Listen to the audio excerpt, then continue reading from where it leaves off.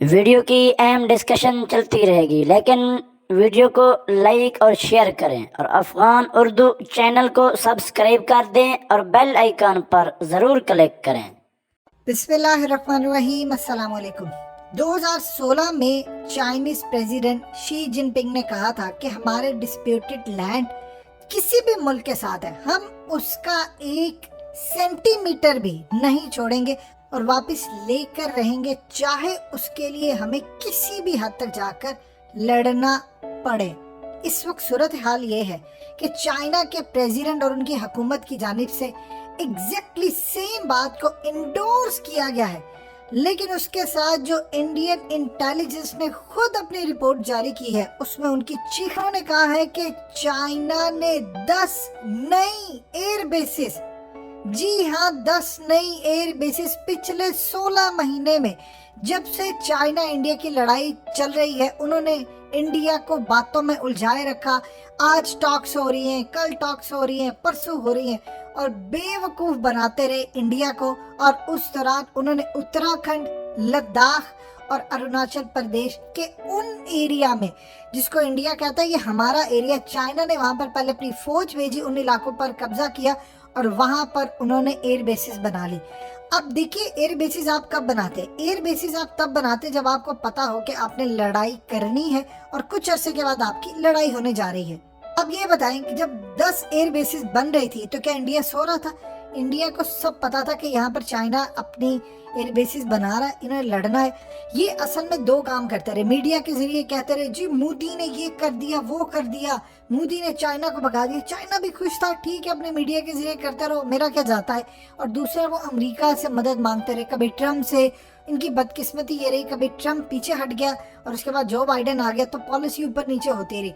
अब इस वक्त सूरत हाल ये है कि इनके आर्मी चीफ ने कहा है कि चाइना अपनी फौजें लेकर आ गया है, मिलिट्री बेसिस पर इंस्टॉलेशन कर ली है, उन्होंने इंफ्रास्ट्रक्चर बना लिया है, किसी भी वक्त कोई लड़ाई हो सकती है। और इस बार याद रखिएगा, शो डाउन लाजमी होना है। इस दफा शो डाउन इसलिए होने जा रहा है क्योंकि उधर चाइना को पूरी तरह काउंटर किया जा रहा है और चाइना ने इंडिया के साथ अब शो डाउन करना ही करना है। उन्होंने जो बनाना था, जो तैयारी करनी थी वो कर ली। देखिए, चाइना इंडिया को कोई मेजर खतरा नहीं समझता, उसके नजदीक इंडिया एक आम सा मुल्क है। यानी मिसाल के तौर पर अगर 10 इंडिया भी हो तो वो चाइना का मुकाबला नहीं कर सकते। चाइना के पास देखिए इतनी पावर है, उसके पास आर्टिफिशियल इंटेलिजेंस पर बेस उसने सारी आर्मी खड़ी की है, उसके अपने जितने मिसाइल सिस्टम सब कुछ है। अब मिसाल के तौर पर इंडिया की अगर 1 लाख फौज एक जगह है, उसके पास ऐसी टेक्नोलॉजी है वही के टाइम पर इनको मार सकता है। इंडिया के पास क्या है? राफेल है, जब चाहेगा उनका कंट्रोल टावर से राब्ता मुनक़ता कर देगा, इलेक्ट्रोमैग्नेटिक पल्स वेपन के जरिए राफेल को गिरा देगा। फिर क्या करेंगे आप? इंडिया को समझ नहीं आ रही, लेकिन अब इंडिया को पता चल चुका है कि पानी सर से गुजर रहा है और शो डाउन शुरू होने वाला है। और चाइना के सदर की दोबारा पॉलिसी कि हम 1 इंच जमीन नहीं छोड़ेंगे, ये बड़ी बात पुरानी हो गई। अब उन्होंने कहा कि 1 सेंटीमीटर भी हम नहीं देंगे किसी को। कि इस वक्त चाइना भारत की बुनियादों में आकर बैठ गया है। चाइना ने वहां पर काम क्या किया है? चाइना ने वहां पर मिसाइल तैनात कर दिए हैं, वहां पर मिलिट्री कैंप्स बना लिए हैं, वॉच टावर्स जिसमें सीसीटीवी कैमरे वो वाले लगाए हैं कि दूर से भी इंडियन फौजियों की उनको नकलो हरकत पता चलती है। एरियल इंटेलिजेंस उनकी कमाल की है और इंडिया को वो एक एक जगह से इस वक्त देख रहे हैं। मजे की बात यह है कि इंडिया की ही सरहद में आकर उन्होंने इंडिया की ही जगह पर ये तमाम चीजें बना ली है। अब वो कहते हैं कि यही न्यू स्टेटस को है, ये नया स्टेटस को है, पुराना भूल जाइए, यानी इसी को अब आप ध्यान में रखिए। असल में 73 रोड्स बना रहा है लेकिन वो अपने एरिया में, लेकिन वो इतनी स्लो है कि जब तक चाइना ने मुकम्मल करना है या अगले कम से कम 10-15 साल लग जाए शायद उनको बनाते। उधर मोदी काम क्या कर रहा है? उधर मोदी पूरे खिते के अंदर, आप ये देखिए कि इस वक्त मोदी ने काम क्या किया। ये क्या है, महात्मा गांधी के लिए वहां पर जाकर जी हमारे बड़े अच्छे लीडर थे। और कल सारा दिन इंडियन मीडिया, छोड़ दीजिए इंडियन ट्विटर पर, नथुराम गोडसे जिसको मोदी माजी के अंदर बहुत ज्यादा अप्रिशिएट करता रहा, यानी ये वो शख्स है जिसने गांधी को मारा और वो कहते हैं ये हमारा लीडर है क्योंकि इसने बंटवारा करवाया जिन्ना के साथ मिलकर, तो वो कहते हैं गांधी को मारने वाला असल में हमारा लीडर है। सो लिहाजा अब इसको सपोर्ट करते रहे और मोदी माजी में उसके जाकर भी फूल चढ़ाता रहा। चूंकि प्राइम मिनिस्टर बना है तो गांधी के मुजस्समों के आगे जी बापू आप ये है वो है, वो इस वक्त इंतहा पसंदी पर है और चाइना इसका फायदा उठा रहा है। कि कि gravity of the global economy अब बदल चुकी है, अटलांटिक से एशिया तक आ चुकी है। मैंने आगे से क्या बात की, चाइना ने कहा इंडिया की ये पुरानी आदत है कि वो चीज़ों को हाइप क्रिएट करता है। यानी इंडिया ने हालिया जो रिपोर्ट दी कि चाइना उनके इलाकों में घुस चुका है, यानी उत्तराखंड में आ गया है, लेकिन उसके बाद चाइना ने इनकार नहीं किया। चाइना ने कहा जब भी क्वाड समिट होता है उसके बाद ये सूरत हाल पैदा होती है कि इंडिया भड़के मारे आकर, और चाइना की जानिब से कहा गया है कि इंडिया हमारे इलाके में इस वक्त इलीगल आई, यानी इंडिया जो अपने मुल्क के अंदर इस वक्त फौजी जो भी पेट्रोलिंग करे हैं, कुछ भी सूरत हाल है, वो कहते हैं असल में हमारा इलाका है और इंडिया इलीगल है वहाँ पर। इंडिया को जल्द अज जल्द ये चीज़ें छोड़नी पड़ेंगी। अब चाइना ने क्या काम किया, चाइना ने पाकिस्तान को कहा है कि देखिए अफगानिस्तान के अंदर इंडिया 20 साल तक रहा, अब वो रोल ये प्ले कर रहा है कि उसको डिस्टेबलाइज करने की कोशिश कर रहा है। हमें और आपको मिलकर जो इंडियन बैक प्रॉक्सीज हैं उनका सफाया करना है।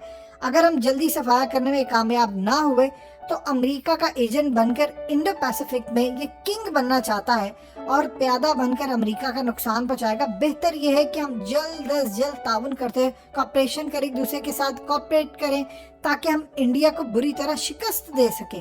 कहा कि इंडिया किसी तरह का कोई पॉजिटिव रोल प्ले नहीं करेगा, इसके इंटेलिजेंस इदारे हमेशा से प्रॉक्सी वहाँ खड़ी करते हैं और चूंकि हम दोनों ऑल वेदर पार्टनर्स हैं, लिहाजा हमें इस वक्त सिक्योरिटी और रीजनल स्टेबिलिटी के लिए आगे बढ़कर काम करना पड़ेगा।